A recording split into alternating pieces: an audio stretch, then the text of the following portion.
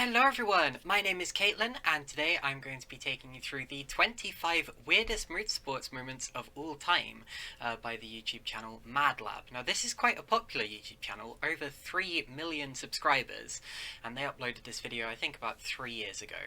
And the reason I've chosen this one is because first of all we get the excitement of watching strange moments from the history of motorsports, and secondly there are a few errors in this video that I would like to talk about, correct, and explain. If you don't know me, I am a motorsport commentator and casual sim racer. I've been following motorsports my entire life and I have never missed a Grand Prix. So I like to consider myself a bit of an expert when it comes to things with four wheels that go round and round faster and faster. Let's give it a go. Do you think this guy's looking for a parking spot? Chris Nope. Meek. It's Citroën driver Chris Meek crashing off the track.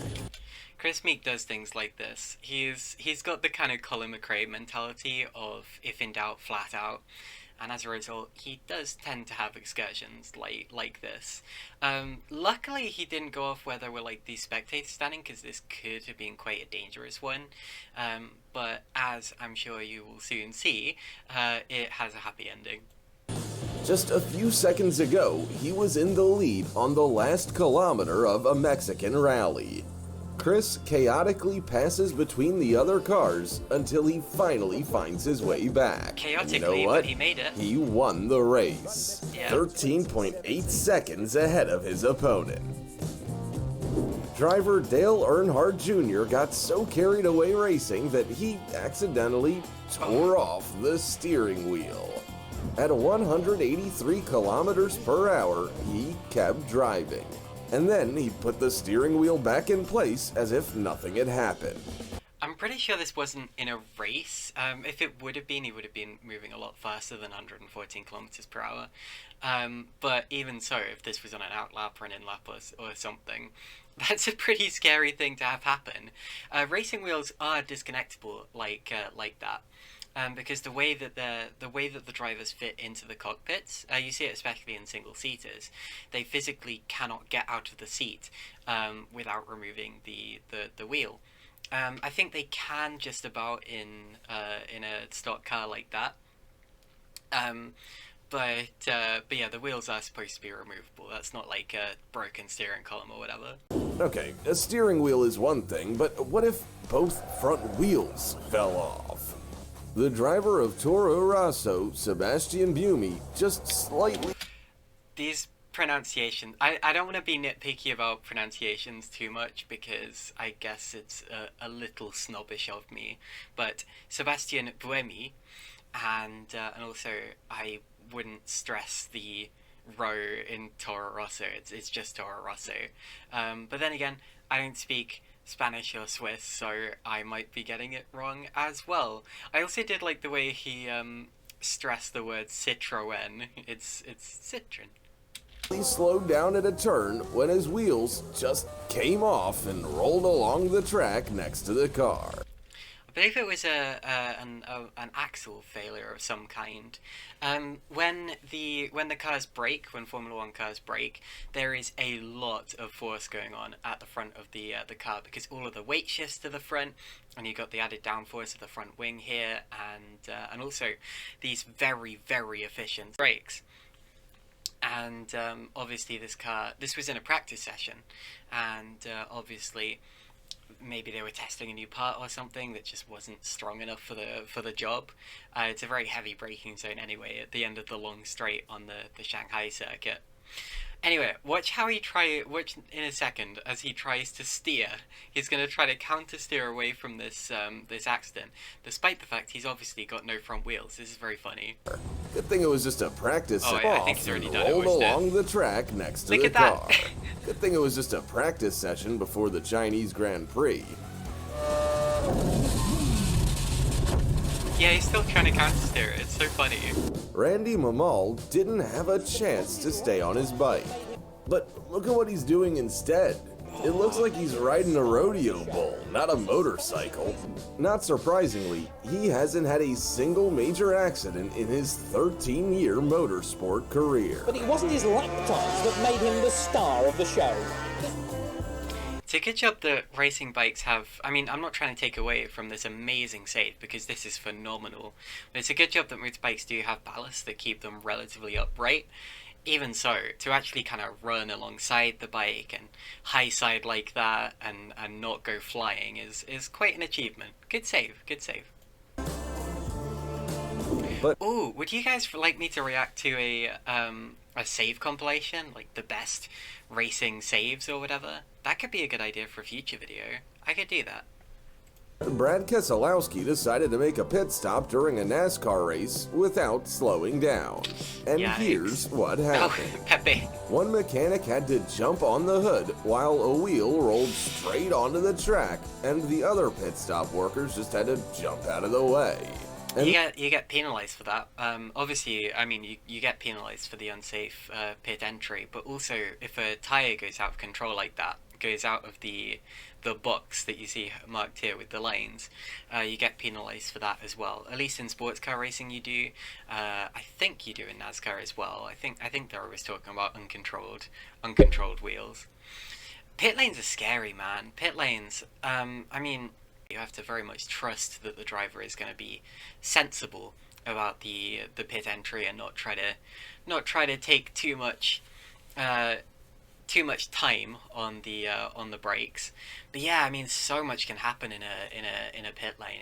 It's really, I mean, you're having cars coming in at 60 to 80 kilometers per hour, still in a race, remember, and trying to stop at the very, very last second when you have, you know, however many mechanics standing right in front of where it's supposed to go. It's a dangerous time. should that wheel be there? No. The driver of the red car, Lance Stroll, collided. I saw a sneak preview of that in the comment section. Look at this. The driver of the red car, Lance Stroll. Yeah, that looks like good old Lance to me. No, you've got it the wrong way around, I'm afraid, Mr. Madlab. This driver that you're on board with here, this is Lance Stroll. The driver of the red car, the Ferrari, is Sebastian Vettel. Collided with the car of Sebastian Vettel after crossing the finish line. His front wheel flew onto the roof from the impact. I have a couple of things about that. First of all, okay, not to be pedantic, but that's a rear wheel. Second of all, roof? This is a Formula 1 car, mate. There's no roof. Let's quickly have a look at what actually caused this incident. You can see, so as you can see, that this is after the race, and Seb's coming through. It very much looks as if Lance isn't holding his line there. Trouble is, because it's after the race, you can't really expect, I mean, no one really holds their lines. I don't know whether it should be in a race, it tends to be that the faster car has the responsibility of making a clean pass. But again, this is after the race. We don't normally talk about post-race etiquette.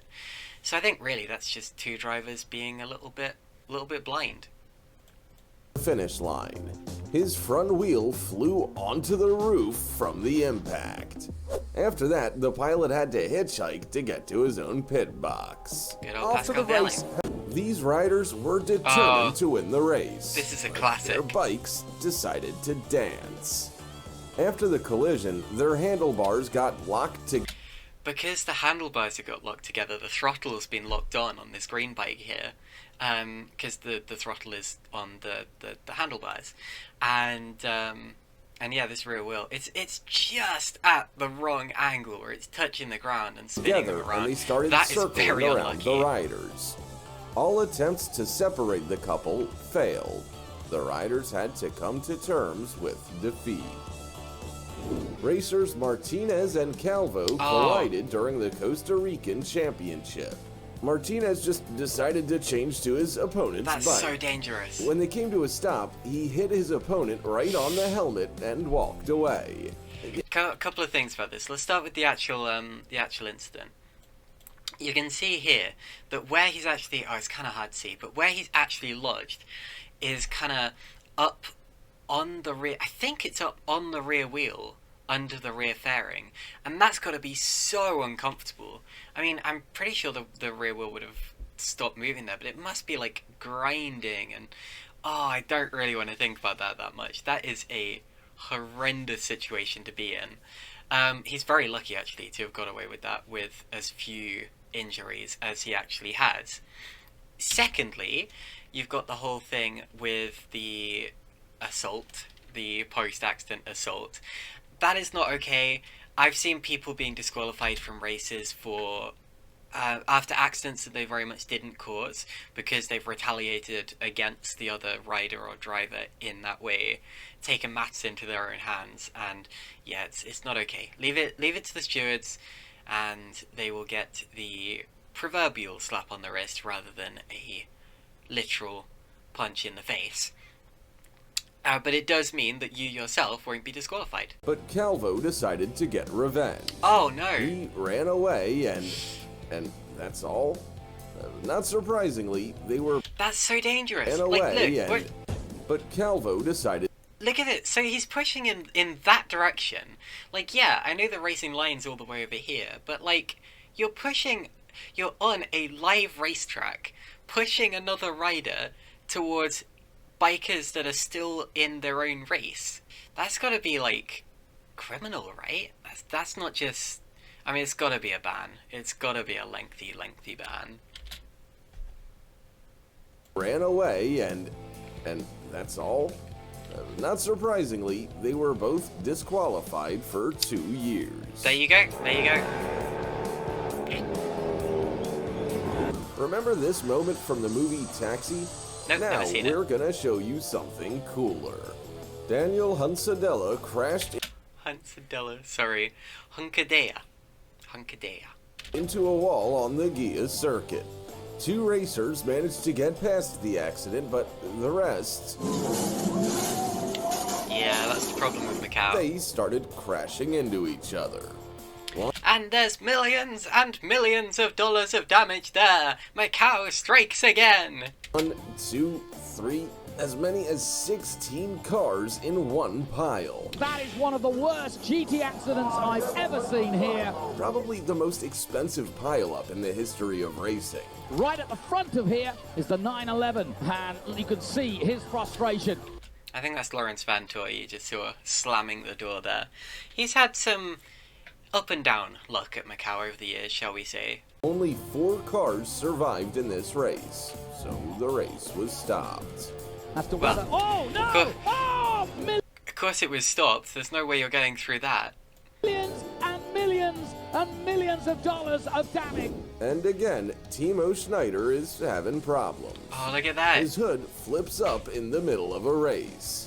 Yeah. The incident happened on the 2nd lap of the race, but Timo almost drove the entire track. Is that little hole there? I mean, I'm pretty sure that's what he's seeing through. Is that deliberately so, that if the bonnet pops up like that, the driver can still see? I don't think I've ever seen one of those before. Because the bonnet's not supposed to come up. That's not supposed to be something you even take into consideration. But he is doing an amazing job here. I mean, he's obviously got some kind of, like, limited... Is he seeing under the bonnet, maybe? Whatever the case, that's quite a drive. Blind, and even got 2nd place. French racer Sebastien Ogier was Close. Sebastian Ogier, there's an I involved, but close. racing to the finish line when suddenly, what are those, cows? Yeah. They were very lucky because Ogier reacted just in time and didn't hurt them at all. I do not know how that curve there survived that. Oh my god.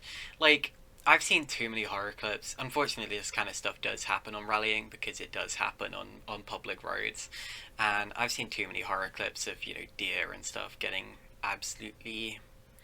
I don't want to finish that sentence, but yeah, that was very, very lucky there. Those cows were almost mincemeat, no pun intended. Racers often fall off their motorcycles, but have you seen motorcycles fall on their own during a race? Wait, Watch, the bikes are falling on their sides why and did we go back to the Ogier clip quickly there? Okay, anyway, probably just a brief mishap in editing.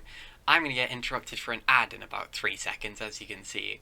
But yeah, this biking incident is, I think, caused by oil on track. I think someone's dropped oil, and then everyone's gone down behind. This is Moto 3 in Le Mans Bugatti circuit a few years ago. And yeah, these were all very, very lucky riders to walk away from this. That's the trouble with bike riding, you know? If you fall off, you're just kind of there. You're unprotected, apart from, you know, your helmet, your airbags that are in the suit or whatever. But if another bike comes flying at you, I'm sorry, there's not really much protection from that. On this section of the route, there was an engine oil leak. Because of this, 13 motorcyclists lost control. Fortunately, no one was seriously injured. That's a good thing. That's a good Nigel thing. Some of the leaders went down in that as well. The ones who avoided it got off very, very lucky. I presume they probably red flagged it and then either restarted it from a couple of laps back or took the race result from the lap before. I don't actually know how that race ended. I didn't watch it, but yeah, they would have stopped the race from that. Mansell was the leader of the 1991 Portuguese Grand Prix. He pulled into a pit stop to change tires, then he took off and lost a wheel.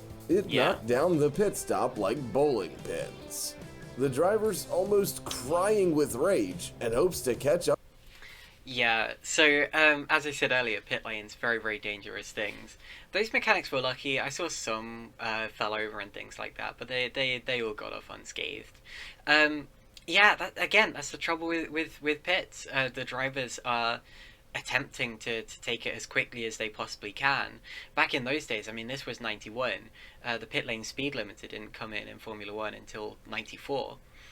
And so he'd have come in absolutely flying into the pit lane and would have gone flying out as well had it not been for the wheel coming off. But yeah, I've seen people hit by wheels in pit lanes as well, and those mechanics got lucky.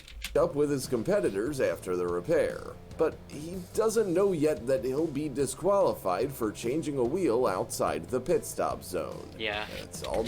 Can't be doing that. They were right in the middle of the pit lane there. They were blocking the pit lane's technically a part of the racetrack, and he was blocking that. So yeah, I'm not surprised he was disqualified.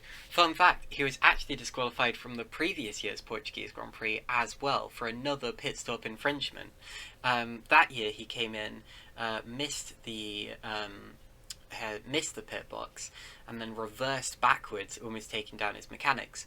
And that was a very dangerous thing to do.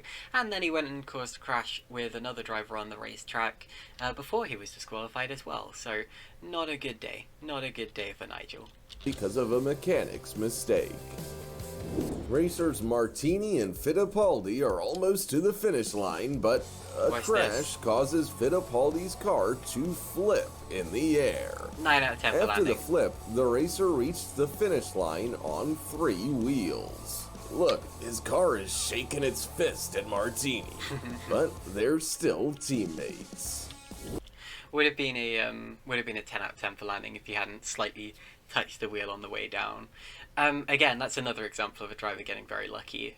Flips in Formula 1 cars can cause them to go in all kinds of directions, with the aerodynamics playing havoc with the shape of the car, and he's just lucky that it kept going in a dead straight line and that it landed relatively nicely and didn't strike any walls or any other cars or whatever.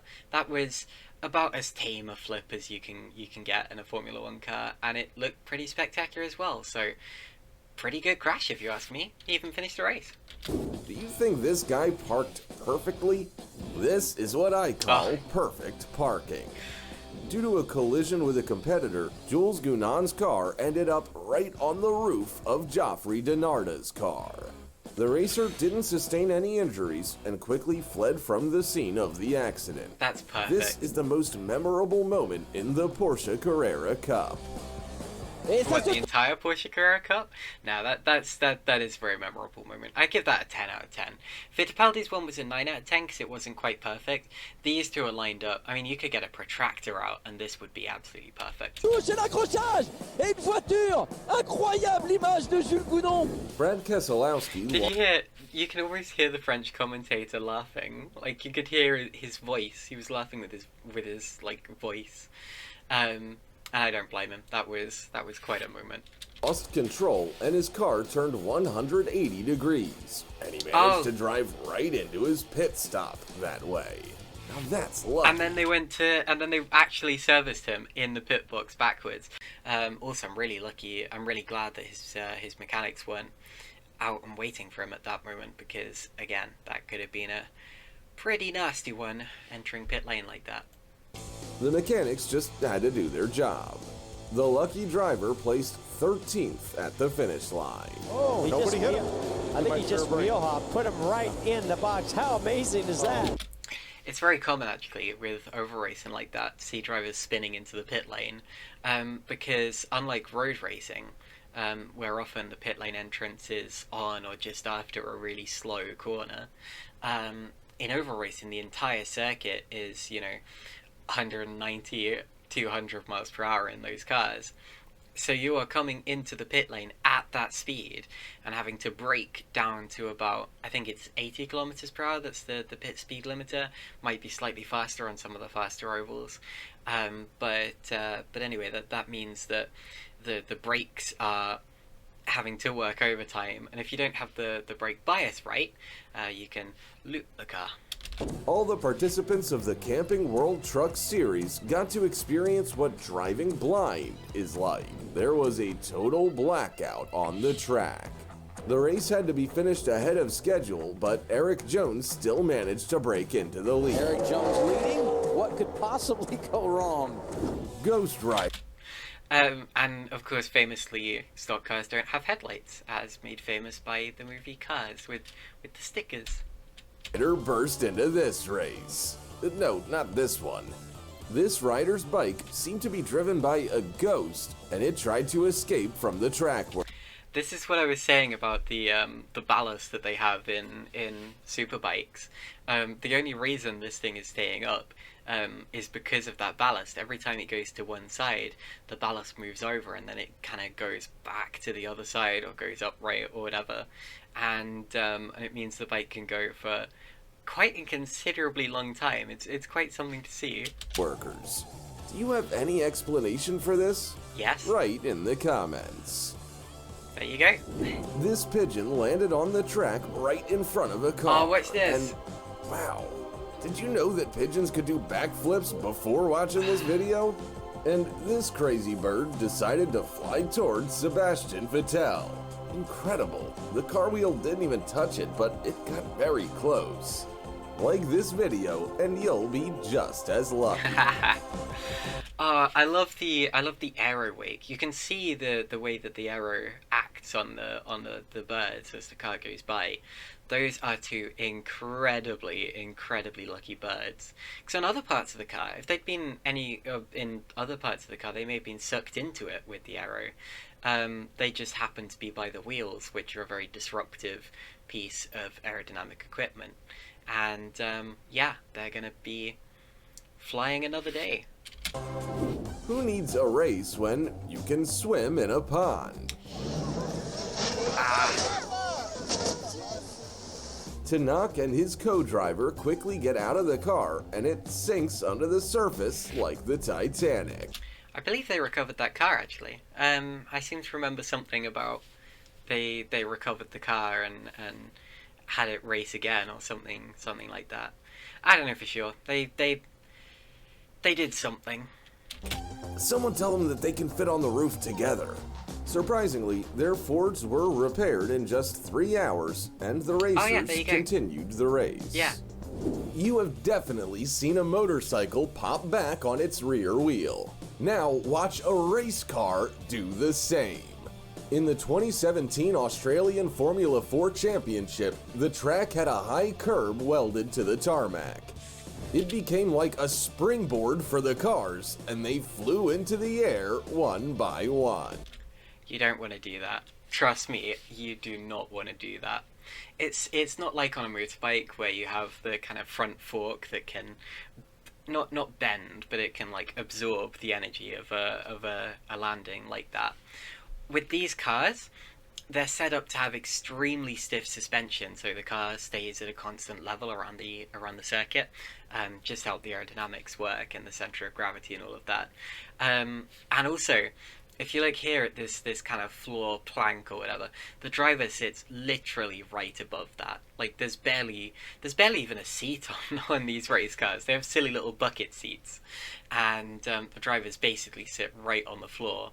So if you come down from a height like that, trust me, you are gonna feel it. It's why there are calls to remove sausage curbs like that as well, because there have been drivers who have had back injuries and other spinal injuries from things like that.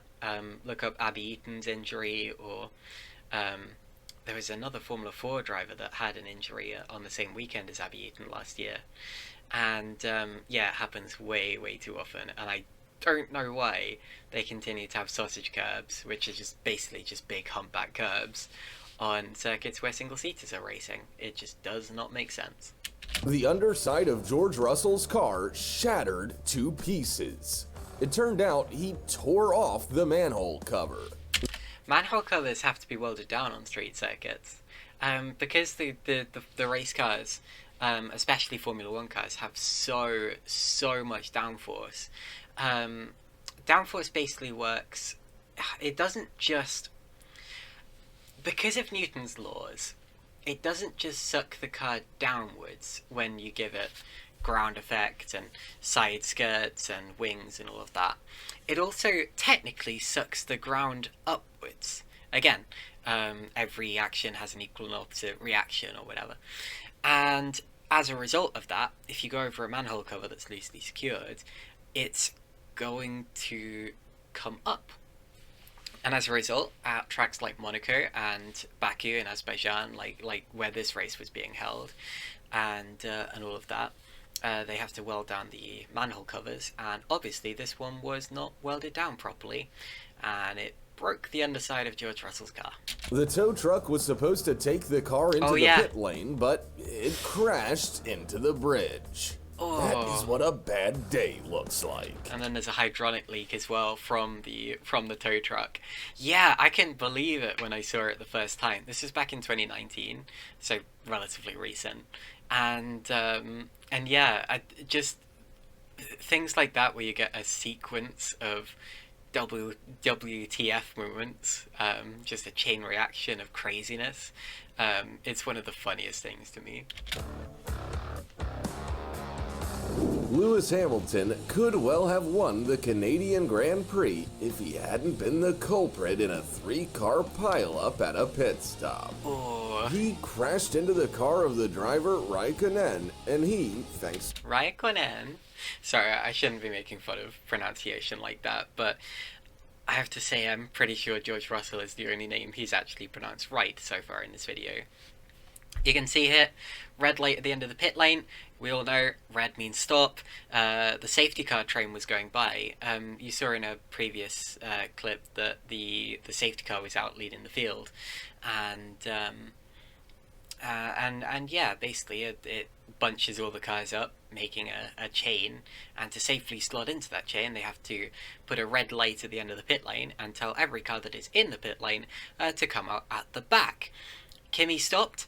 Lewis did not, and went straight into the back of him. The funny thing is, if I go back to... Oh god, I've clicked on the wrong thing. Okay, if you go back to this, at this point, Lewis doesn't know it, but he is making a subconscious decision about who is going to go on to win this race. Because, while Lewis was the favourite coming into this race, at this point, he can either hit Kimi Räikkönen or Robert Kubica. He hit Kimi, and Robert went on to win the race. So it logically, if he'd hit Robert, chances are Kimi would have gone on to win the race. And I just think that's fascinating how things like this can influence the outcome of races in ways that you just wouldn't expect. I'd also like to point out, As much as this was a silly mistake from Lewis, he also was not the only driver to make this mistake, and not the only respectable driver to make this mistake, because Pile up. immediately after he goes into the back of Kimi, Nico Rosberg comes in, of course Lewis's rival from several years later, and plows into the back of Lewis as well. Admittedly, he doesn't do quite as much damage, but you know, it's an easy mistake to make, because you're coming back into the race, you're thinking, right, let's get straight back into it, and you don't see the red light. And there you go. Crashed into the car of the driver Raikkonen, and he, thanks to inertia, hit the nearest McLaren. So Wait, is he implying that... Never mind. the race lost 2 of its leaders, and all over waiting for the light to turn green. Timo Schneider knocked 2 opponents off the track at once, Robert Wickens and Pascal Wehrlein. Pascal Wehrlein. So this is in DTM, this is at the Red Bull Ring, and yeah, he described it pretty well. He's about to nerf 2 of his opponents off the road, and I think completely accidentally. He only, if he did mean to touch the car in front, he was only meaning to give it a little love tap, just to say, you know, I'm here. You can do things like that in touring car racing.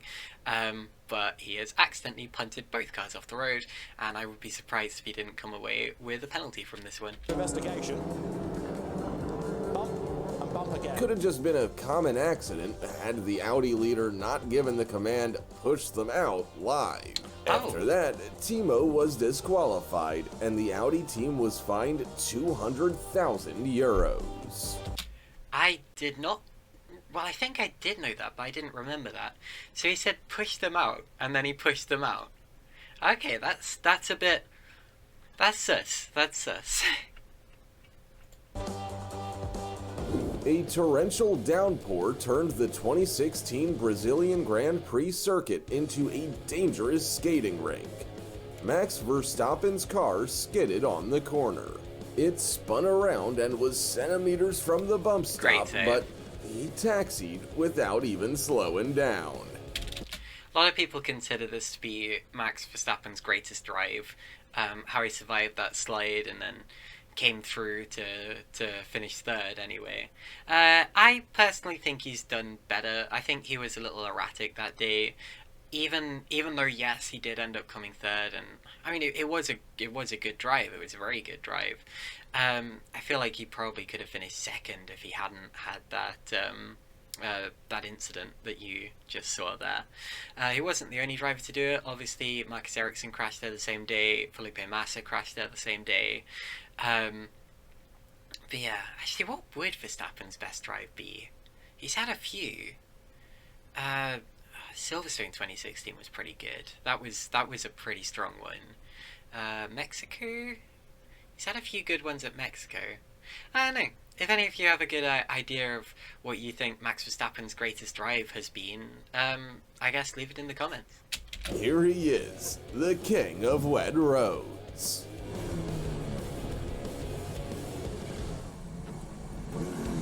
That was a beautiful save there. Kept it on the brakes, left foot on the brake. They say in a spin, left foot in, which means obviously, you know, your left foot brake, hold it down, lock the front so it spins the car around. That semi-rhymed, I guess. And release it at just the right moment to flick the car around. If he kept holding it, the car probably would have... I think it probably would have avoided the wall, although it would have skidded to a halt sideways. But he knew exactly what to do there. It was instinctual driving, and he kept the car alive. Okie dokie. I can also confirm, just as an extra tidbit, that this thumbnail is clickbait. Anyway, thank you all very much for watching this video. Thank you to MadLab for making this video, and I hope that you... I know I picked apart some of the mistakes and things like that in this video, and the pronunciations. I don't mean to like make fun or anything like that. I just think this was a fun little thing to look at. But anyway, like I said, thank you all very much for watching. Thank you so much as well for making my reaction to GB ASMR's video so popular. It was my most successful start to a video in any of my YouTube channels ever. It's at 1.3 thousand views right now, and I am so sorry, not 1.3. Oh yeah, 1.3. And I'm just so happy, so happy with how that was received, and I'm definitely thinking on doing more videos like that in the near future. So yeah, drive safely, guys, and I'll see you next time.